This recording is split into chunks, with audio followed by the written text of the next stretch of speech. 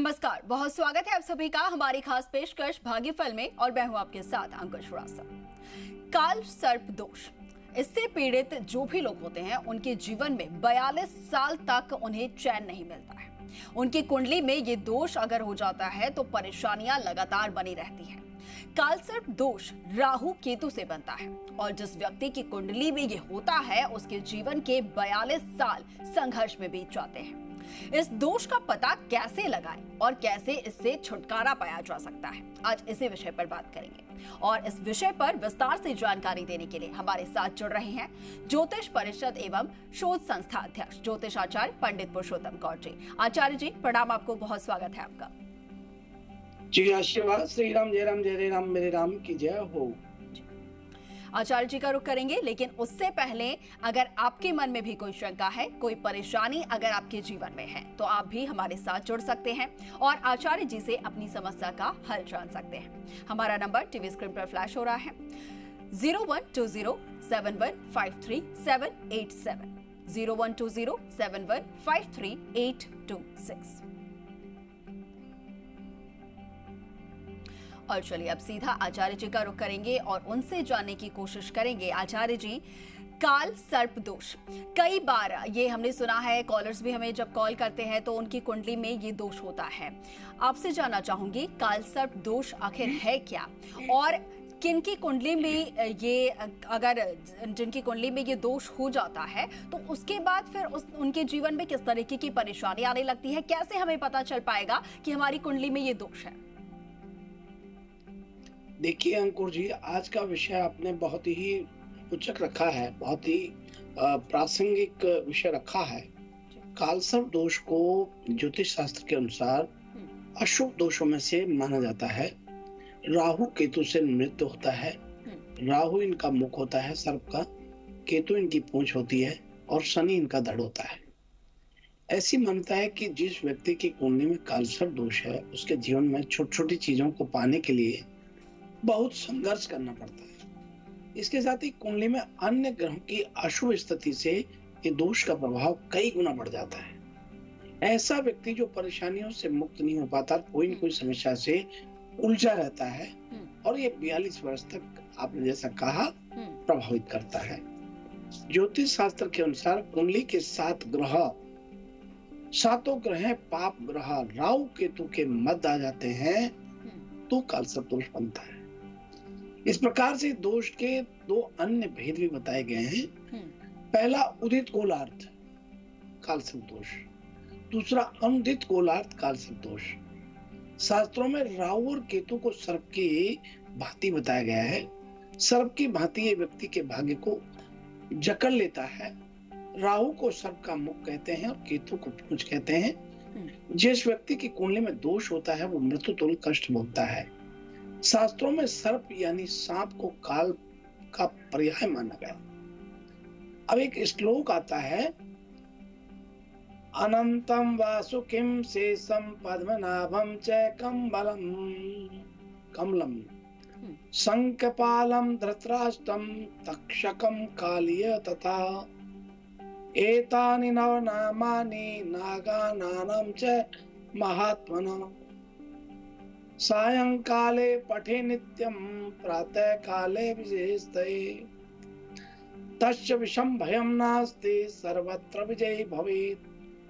यानी अनंत वासुकी शेष पद्मनाभ कमल शंखपाल धृतराष्ट्र तक्षक और कालिया सभी नागों के देवता को कालसर्प दोष के रूप में देखा जाता है। इनका प्रतिदिन स्मरण करे उसे नाग का भय नहीं रहता और सदैव विजयी होता है। यानी इस श्लोक का रोज स्वाध्याय करें। जिन लोगों की कुंडली में कालसर्प दोष होता है उनको ये लक्षण देखने को मिलेंगे और ये लक्षण है जैसे शिक्षा ग्रहण करने में बाधा आना, बुरे सपने देखना, ऊपर से नीचे देख करके डर लगना, सपने में पेशाब कर देना, अकाल मौत का भय बन जाना, अज्ञात भय जैसी स्थिति बनी रहना, सपनों में पानी में गिरना, झगड़ा और वाद विवाद में फंसना, जी। घर में हर समय कलह बने रहना, संतान की उत्पत्ति में बाधा होना, जमा पूंजी नष्ट हो जाना और 99.9% काम बन जाए जी। और 0.01% से काम रुक जाए। ऐसी स्थिति कालसर्प दोष के लक्षण की होती है। जी। विवाह में देरी होना, प्रेम किसी से करते हैं तो उसमें बाधा आना या फिर वो धोखा दे देना, ये आजकल के दौर में जो अंकुर जी प्रेम होता है उसमें ये ब्लॉक कर लेते हैं, ये भी कालसर्प दोष से ही प्रभावित होते हैं। शत्रुओं की संख्या अधिक होना, तो ये सब कालसर्प दोष के लक्षण हैं। कालसर्प दोष को 12 प्रकार से देखा जाता है। 12 प्रकार के कालसर्प दोष होते हैं, जैसे अनंत कालसर्प योग, कुलिक कालसर्प योग, वासुकी कालसर्प योग, शंखपाल कालसर्प योग, पद्म कालसर्प योग, महापद्म कालसर्प योग, तक्षक कालसर्प योग, कर्कोटक कालसर्प योग, शंखचूड़ कालसर्प योग, घातक कालसर्प योग, द्विषधार कालसर्प योग, शेषनाग कालसर्प योग। तो ये 12 प्रकार के कालसर्प दोष बताए। जी, बिल्कुल। अब इन्हें कैसे शांत किया जाए, कैसे इनका रूप बदला जाए, श्रीमद् भगवत पुराण में कहा है, हरवंश पुराण का पाठ करें, दुर्गा पाठ करें, मोर पंख अपने घर में रखें, कच्चा कोयला शाम के समय सूर्य से पहले जल में प्रभावित करें, शुक्रवार को कच्ची मूली धार्मिक स्थल पर दान दें, राहु का यंत्र बहते हुए जल में प्रभावित करें, रसोई में बैठ करके भोजन करें, शरीर में पानी की कमी न होने दें, इसलिए पानी खूब पीते रहें, लहसुन या गोमेद धारण करें, शनिवार के दिन कुत्तों को दूध पिलाएं, या फिर बुधवार के दिन चांदी के, तांबे के, लोहे के, शीशे के, कांसे के नाग नागनी शिव जी को अर्पण किया जाए, या हरा घास गायों को दे, तब कालसर्प दोष से मुक्ति प्राप्त होती है। तो ये बहुत छोटे छोटे उपाय हैं लेकिन बड़े कारगर हैं, इन्हें किया जाए और 12 प्रकार के कालसर्प दोष होते हैं। बिल्कुल जी, बिल्कुल आचार्य जी। इसके बारे में और भी हम जानेंगे आपसे। इससे पहले हमारे साथ दर्शक जुड़ रहे हैं, उनका भी एक बार रुख कर लेते हैं। बहुत स्वागत है, आप अपना सवाल कर सकते हैं आचार्य जी से। जी हेलो पंडित जी, मैं मोनिया सिंह बोल रही हूँ। पंडित जी, आपने मुझे कार्यक्रम में 5 धूप बताए, आशावादी धूप, चीप धूप, गूगल धूप, यश कदम धूप। तो पंडित जी ये मुझे कहीं नहीं मिले, तो इसकी जगह और क्या उपाय हो सकते हैं? हाँ बेटी मोनिका, आपका बहुत स्वागत है। आप बहुत संस्कारित हैं, पर आज प्रणाम और जय श्री राम करना भूल गई, कोई बात नहीं। आपको प्रणाम, आपका बहुत स्वागत है। लेकिन बेटी यहाँ आपको बता दें कि आप ये धूप पंसारी के मिलेंगी और पंसारी के भी नहीं मिलती हैं तो कोई बात नहीं, फिर आप सादा धूप ला करके गूगल डाल करके उसको जला के धुआं कीजिए, अवश्य लाभ होगा। आप ये कीजिए, आपको बड़ी मंगल शुभकामनाएं। आचार्य जी, और भी दर्शकों का रुख करेंगे, लेकिन उससे पहले मैं आपसे जानना चाह रही थी, जिनके कुंडली में कालसर्प दोष ये होता है, ऐसे में कई बार देखा जाता है कि कुंडली जब दिखाई जाती है और ये दोष सामने आता है तो उनकी तरफ से कहा जाता है कुछ हवन करवाने के लिए, कुछ पूजा ऐसी करवाने के लिए। तो क्या ऐसी कोई हवन और पूजा होती है जिससे कि ये दोष जो है वो खत्म हो जाए या फिर इसका असर कम हो जाए? या फिर ऐसा हो सकता है कि किसी की कुंडली में ये दोष हो और फिर कोई ऐसी पूजा हो या यज्ञ हो जिससे कि ये पूरी तरीके से दोष जो है वो खत्म हो सकता है? देखिए, आपने बड़ा अच्छा प्रश्न किया है और सही बात है। कालसर्प दोष में हवन इसलिए जरूरी होता है कि इसमें नाग सहस्त्रावली हवन करते हैं। जिस इंसान की कुंडली में कालसर्प दोष होता है वो इंसान बहुत परेशान होता है और उसको चुनौतियों का सामना करना पड़ता है। कालसर्प दोष निवारण के लिए सावन का महीना सबसे उत्तम माना गया है और अशुभ योग जो बनता है ये कालसर्प योग से बनता है। तो इसे आप सावन के महीने में, सावन के मास में आप कालसर्प दोष में सफलता प्राप्त कर सकते हैं। भगवान शिव को एक जल का लोटा पूरे सावन चढ़ा करके जी। और कालसर्प दोष का पता कैसे करें, जैसे मैंने आपको पहले बताया, पूर्व में बताया, फिर बता रहा हूँ। शिक्षा में बाधा आना, जॉब में समस्या रहना, बिजनेस में मेहनत करने के बाद हानि होना, इसके अलावा गलत संगत में शामिल होना, मन में हमेशा नकारात्मक विचार रहना, खुद को असफल समझना, आत्महत्या करने का विचार आना, दाम्पत्य जीवन में कलह और तनाव का रहना, संतान उत्पत्ति में बाधा आना, प्रेम संबंधों में बाधा और परेशानी का आना कालसर्प दोष के लक्षण है। तो सावन के महीने में राहु और केतु के बीच सभी ग्रह जब आते हैं तो कालसर्प बनता है। तो मैं कह रहा हूँ सावन के महीने में भगवान शिव को जल चढ़ाएं, बस इतना करने मात्र से आपको लाभ होगा। या फिर 1100 बार महामृत्युंजय के मंत्र से हवन करें।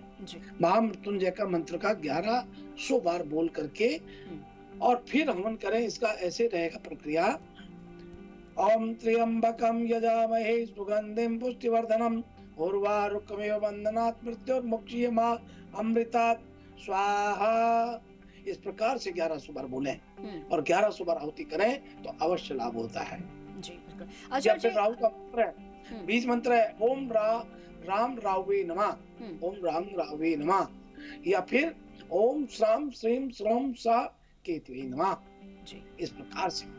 अच्छा जी, ये जो आपने मंत्र अभी बताए हैं और जिस तरीके से जाप करना है, ये जाप घर पे ही कर सकते हैं, घर पे भी कर सकते हैं, या फिर मंदिर में ही जाकर शिवलिंग के ही सामने करना होगा, या फिर कहीं से भी कर सकते हैं?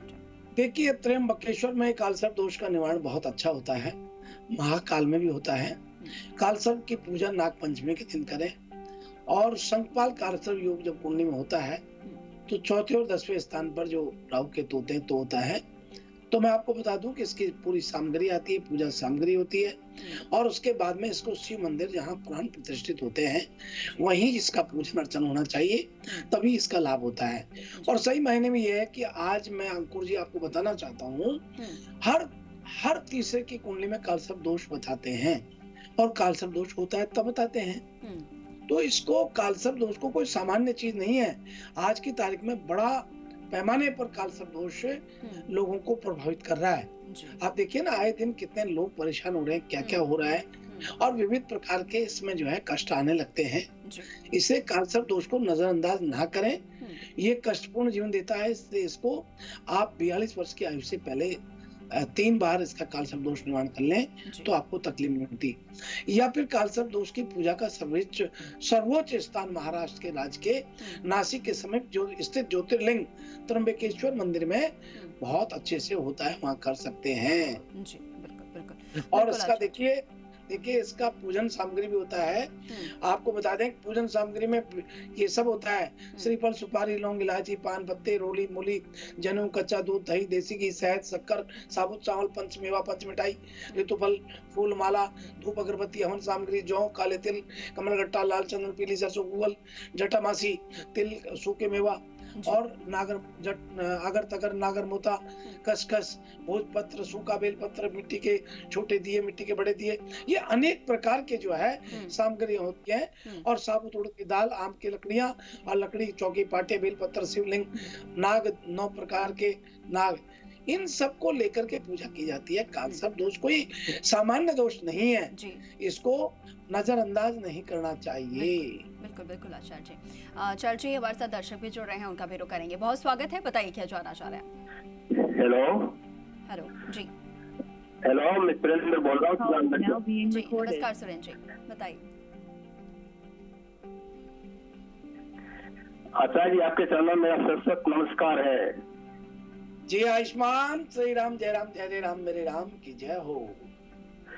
मैं आचार्य जी अपनी पोती के बारे में पूछ रहा हूँ, और उसका नाम है जूही, और जन्म समय उसका 5:10 शाम को, सुबह के समय है, और जन्म स्थान है उसका पिलानी। मेरे राम, तारीख और समय, तारीख और महीना और साल बताइए। 28 फरवरी 2003 है उसका। क्या जानना? तो ये जानना चाहता हूँ मैं कि उसने BSc कर ली, अभी रिजल्ट तो नहीं आया है, लेकिन उसको आगे जयपुर पढ़ाने के लिए, MSc कराने के लिए भेज रहे चाहते हैं, लेकिन उसके हर कार्य में बाधा बहुत भयंकर आ रही है। क्यों आ रही है ये? देखिए, आपको बता दूं, जूही बेटी को बहुत मंगल शुभकामनाएं, और उनके दादाजी को भी बहुत मंगल शुभकामनाएं, जो दादाजी अपनी पोती के लिए मूल से भी प्यारा प्यार लगता है। तो यहाँ बता दूं कि आपकी पोती को राहु की महादशा है, राहु का अंतर है, मंगल का प्रतंत्र है। 12/8/2023 से समय बदल रहा है, एकदम शानदार रहने वाला है। बृहस्पति इनका उच्च का है और ये 12 अगस्त से इनको समय बहुत ही कारगर रहने वाला है। आप इनको जयपुर भेजिए, निश्चित रूप से सफलता मिलेगी। आपको बहुत मंगल शुभकामनाएं हैं। जी बिल्कुल। आचार्य जी, एक और कॉलर हमारे साथ है, उनका भी रुख करेंगे। बताइए क्या जानना चाह रहे हैं आप? बहुत स्वागत है आपका।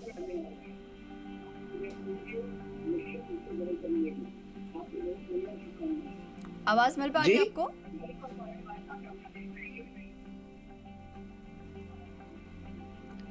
आवाज तो मिल रही है, गूंज रही है। हाँ जी। हेलो जी नमस्कार, बताइए। हेलो, आपकी आवाज आ रही है, आप बताइए क्या जानना चाहते हैं आप? यस मैम, मैं जानना चाहता हूँ मेरे जो तलाक का केस चल रहा है वो कब तक खत्म होगा? आप अपना नाम बता दीजिए या फिर date of birth. Sandeep Sharma और डेट ऑफ बर्थ है 30/10/1989। जी, जन्म स्थान और समय बता दीजिए। जन्म स्थान है छोटी सादरी। समय दिन में 2:10। देखिए, आपका जो ये पंडित शर्मा, आपका तलाक का जो केस है, इसमें 2024 में आपको फरवरी के बाद सफलता मिलेगी। आप बिल्कुल मत डरिए, किसी प्रकार से अत्यधिक घबराहट में है तो इसको कम कीजिए और हनुमान चालीसा का 7 पाठ कीजिए। और ये स्थिति आपकी जन्म पत्री में बनती है और निश्चित रूप से 2024 में आपको सफलता मिलेगी। लेकिन मैं आपको आज एक बात कहना चाहता हूँ अंकुर जी, जो लोग ये तलाक की बात करते हैं, तलाक में सहयोग करते हैं, तलाक कराने में, चाहे वो बेटी के माँ बाप हो, बेटी का भाई हो या बेटे का भाई हो, बेटे के माँ बाप हो, कोई भी हो, आप मान लीजिए इनकी दुर्दशा होने वाली है। किसी का परिवार बनाना तो अच्छी बात है, लेकिन परिवार तोड़ाने में जो ये सहयोग करते हैं किसी भी तरह से, उनको पहले कभी तलाक सुना ही नहीं था, होते ही नहीं थे। आज ये क्रोध और ईगो और ये शाबाशी देना कि आप तो बस जरा सी बात तो मुझे फोन करो, या कानून जो बन गया है इसका गलत तरीके से हो रहा है, तो ये गलत है। चाहे वो लड़का हो लड़की हो, सब समान है, लेकिन ये बिल्कुल गलत है। तलाक नहीं हो ऐसा प्रयत्न करना चाहिए। सरकार भी प्रयत्न करती है, समझाती है, सब कुछ करती है। तो मैं कहूंगा इसको तलाक को नहीं होने देना चाहिए, तलाक की प्रथा को रोकना चाहिए, हर कीमत में रोकना चाहिए। मैंने सैकड़ा ऐसे केस हैं जिनको केवल समझाने मात्र से, केवल उनको मोटिवेशन करने के माध्यम से उनके घर बच गए और वो धन्यवाद करते हैं कि आपके कारण हमारा घर बच गया, आपके कारण हमारा घर बच गया। तो ऐसे नहीं करना चाहिए, जल्दीबाजी में कोई फैसला ना लो।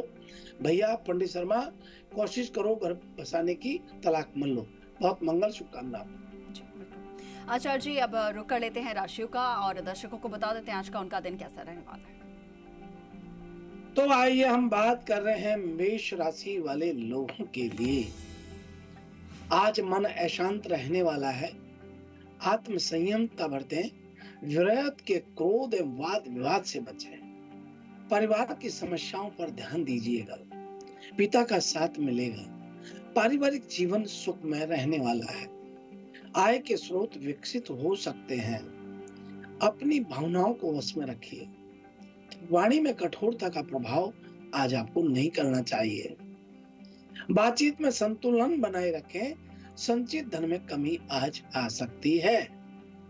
और भाई हम बात कर रहे हैं वृषभ राशि वाले लोगों के। आज लेखन आदि बौद्धिक कार्यों में व्यवस्था आपकी बढ़ सकती है, घर परिवार में धार्मिक कार्य हो सकते हैं, वस्त्र उपहार में मिल सकते हैं, पारिवारिक जीवन आज कष्ट में रह सकता है, संतान की ओर से सुखद समाचार प्राप्त होंगे, वाणी के प्रभाव में वृद्धि होगी, किसी मित्र के सहयोग से धन की प्राप्ति आज आपको होती है। और भाई हम बात कर रहे हैं मिथुन राशि वाले लोगों के लिए। आज आत्मविश्वास में कमी थोड़ी आएगी, मन परेशान हो सकता है, कार्य क्षेत्र में कठिनाइयां भी आ सकती हैं, भाग दौड़ भी रह सकती है, लेकिन धैर्य रखिए, आपको सफलता मिलेगी। और बात कर रहे हैं कर्क राशि वाले लोगों के लिए। शैक्षणिक कार्यों में आज मन आपका लगेगा, किसी प्रतियोगी परीक्षा एवं साक्षात्कार आदि कार्यों में आज आपको सफलता मिलती है, मान सम्मान की प्राप्ति होती है, विदेश यात्रा के अवसर आज प्राप्त होते हैं। और अब बात कर रहे हैं सिंह राशि वाले लोगों के लिए।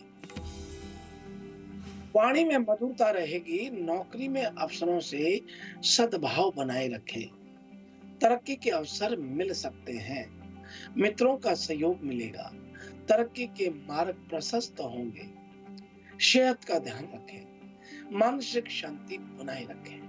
और अब बात कर रहे हैं कन्या राशि वाले लोगों के लिए। मन में आज बड़ी शांति और प्रसन्नता रहने वाली है, आत्मविश्वास से परिपूर्ण रहेंगे, दाम्पत्य सुख में वृद्धि होती है, स्वाद वाले खान पान में आज आपकी रुचि बढ़ेगी। और अब आइए हम बात कर रहे हैं तुला राशि वाले लोगों के लिए।